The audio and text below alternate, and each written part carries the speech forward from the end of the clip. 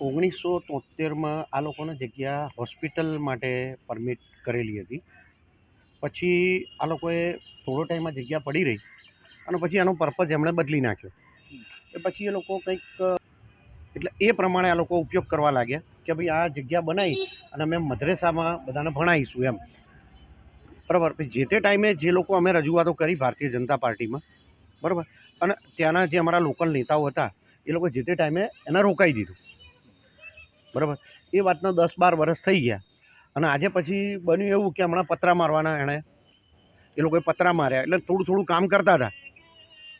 એટલે એ લોકોનો આશય એવો જ છે કે ભાઈ બેકવર્ડ કાસ્ટની વસ્તી હોય એની આજુબાજુ આ રીતે બિલ્ડિંગો બનાવીએ કે મકાનો બનાવીએ અને પછી મોહલ્લા ખાલી કરાવી દઈએ. એટલે ભૂતકાળમાં શું છે કે અમારો મહેસાણાનો વાસ ખાલી થઈ ગયો, બ્રાહ્મણી વાસ ખાલી થઈ ગયો, મિર્જાપુર વણકરવાસ ખાલી થઈ ગયો, બરાબર, પછી ડબગરવાડા ખાલી થઈ ગયો, સાલેપરી, એટલે આ રીતે જે રીતે અમારા મોહલ્લાઓ હતા નાના નાના એ બધા ખાલી થઈ ગયા.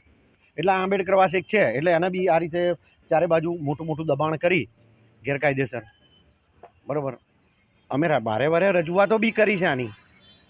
હમણાં 1 દિવસ 2 દિવસ પહેલાં જ મેં ધારાસભ્યશ્રીને મેં લેખિતમાં આપ્યું. એના એ પહેલાં 4-5 અરજીઓ અમે ધારાસભ્યશ્રીને આપી જ છે. નોટિસ એ લોકોને આપી હતી. એ લોકોને નોટિસ આપી હતી કોર્પોરેશને કે આનો ડિમોલેશન કરી દો. એ લોકોએ ડિમોલેશન કર્યું નહીં અને કોર્પોરેશને આપ્યા પછી શું છે કોઈએ ધ્યાન ના આપ્યું. હા, કોર્પોરેશને ડિમોલેશન કરવા માટેની કોઈ કાર્યવાહી કરી નથી. એકચ્યુઅલી કોર્પોરેશને કરવું જોઈએ. આમણે છે ને ખોટું કર્યું છે. આ લોકોએ આની જંત્રી મતલબ જેની ઇમ્પેક્ટ ફી આવે ને એનો ફર્સ્ટ માળ કમ્પ્લીટ બતાવ્યો અને એ રીતે એની જંત્રી ઇમ્પેક્ટ ફી અમને ભરી દીધી છે. એકચ્યુઅલમાં ત્યાંથી હુકમ એવો થયો કે યથાવત સ્થિતિ મતલબ જે છે ને એ સ્થિતિ જ જાળવી રાખવાની.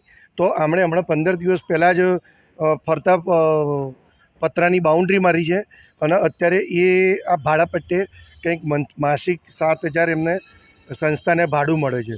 હવે એકચ્યુઅલમાં આ જગ્યા કોર્પોરેશનમાં આવે છે, જગ્યા કોર્પોરેશનની છે, પણ આમણે જે તે એન કેન પ્રકારે જે હિન્દુઓ આ વિસ્તારમાંથી હિજરત કરીને જાય એટલે કે આવું મોટા મોટા બિલ્ડિંગો મતલબ બનાવી દે તો શું હિન્દુઓ ગભરાઈને જતા રહી તો ટોટલી કોટ વિસ્તાર કે જે જૂનું મૂળ અમદાવાદ કહેવાય એ એમના તાબામાં આવી જાય. એટલે આ એક માત્ર ને માત્ર હિન્દુઓને ડરાવવાની કોશિશ છે, બીજું કશું નથી.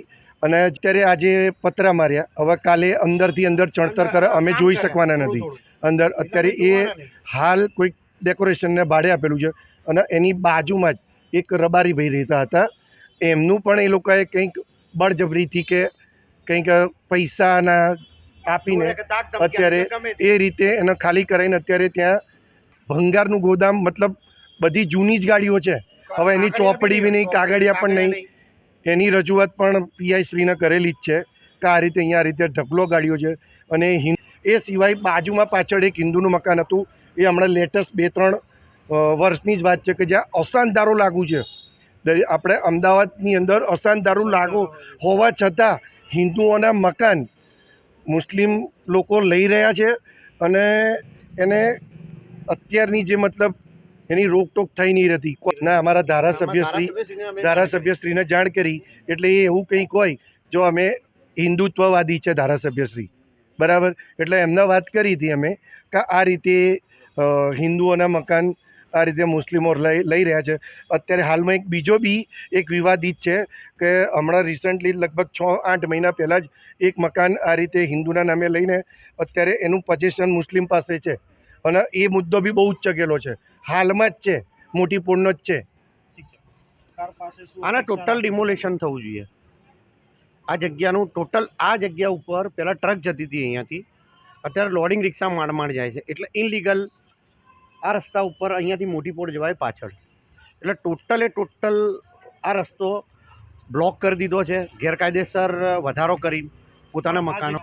કોર્પોરેશને પરમિશન આપી જ નથી. કોર્પોરેશને ફક્ત જ્યારે બી કોઈ અરજી કરે એટલે હપ્તા પૈસા લઈ લે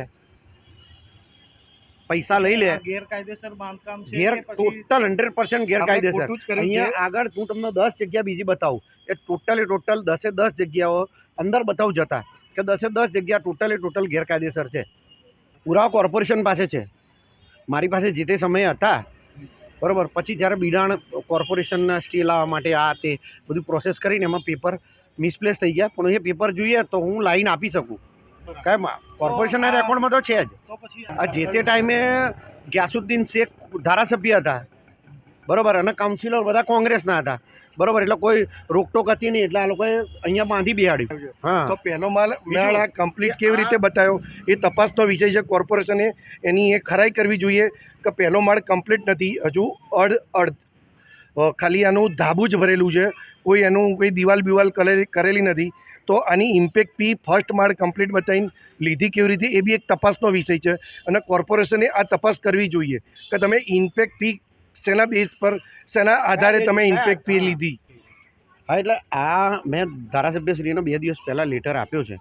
હવે આની ઉપર કોર્પોરેશન કે ધારાસભ્યશ્રી કંઈ પણ જો પગલાં નહીં લે તો 25 તારીખે મેં ધરણાનો કાર્યક્રમ રાખ્યો છે. એ સંપૂર્ણ જવાબદારી એસ્ટેટ ખાતાની રહેશે. કોઈ પણ બનાવ બનશે અહીંયા,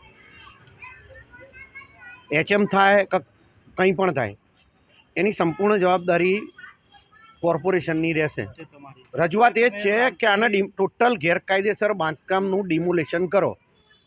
આ જેટલું બી ટોટલ જેટલું ગેરકાયદેસર બાંધકામ કર્યું એનું ડેમોલેશન, બીજું કશું જ નહીં.